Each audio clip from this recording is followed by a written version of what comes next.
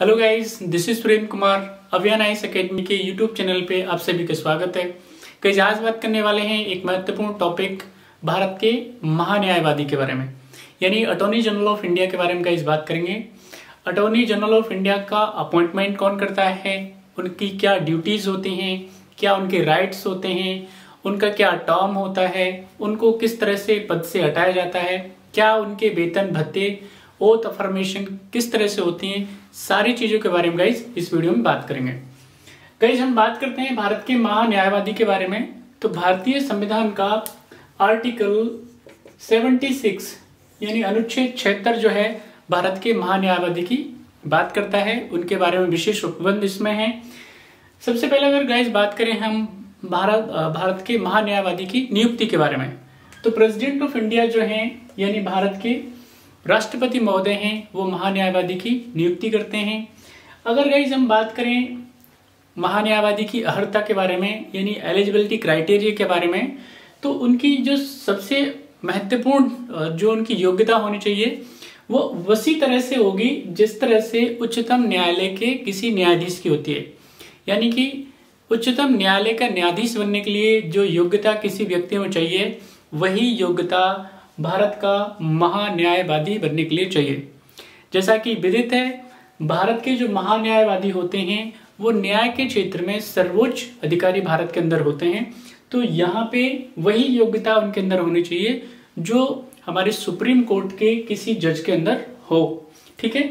अगर गाइस हम बात करें यहाँ पे महान्यायवादी के कर्तव्यों के बारे में कि उनकी क्या ड्यूटी है, तो ड्यूटियों में गाइस विशेष तौर पे महान्यायवादी जो हैं एक विधिक अधिकारी की तरह काम करते हैं। यानी सरकार को विधिक मामलों पे ये अपनी जो राय है, अपना जो मशवरा है, या जो भी सरकार इनसे डिमांड करती है जिस भी तरह की सलाह मशवरे की, वो ये सलाह मशवरा जो है वो उनको सरकार को प्रदान करते हैं, प्रोवाइड करते हैं।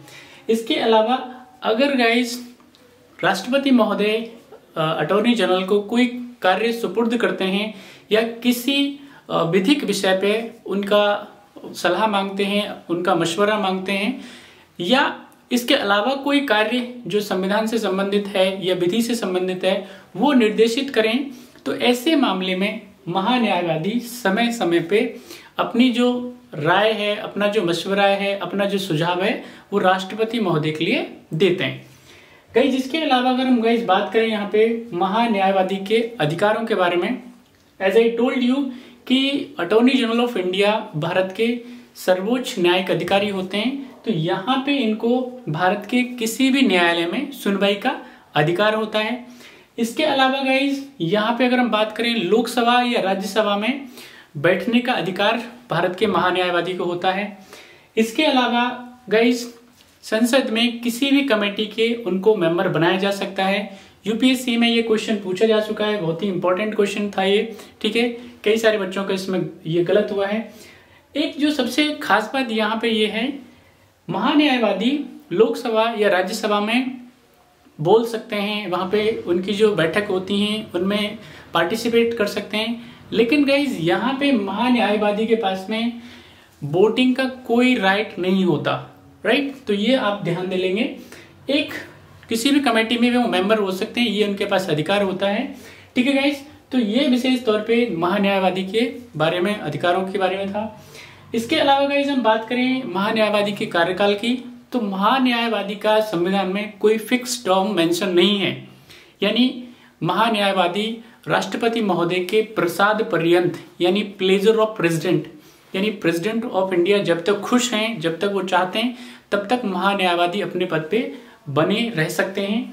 यदि हम बात करें इनके वेतन और भत्तों के बारे में, उनकी सैलरी के बारे में, वेजेस के बारे में, तो राष्ट्रपति महोदय जो समुचित समझते हैं, ठीक है, यानी मंत्रिमंडल से सलाह मशवरा करने के बाद में ही क्या है, यानी संसद के साथ में सलाह मशवरा करने के बाद में ही क्या है, इनकी जो सैलरी है, ठीक है, वेतन भत्ते हैं या अन्य सुविधाएं हैं, वो निश्चित की जाती हैं, डिसाइड की जाती हैं।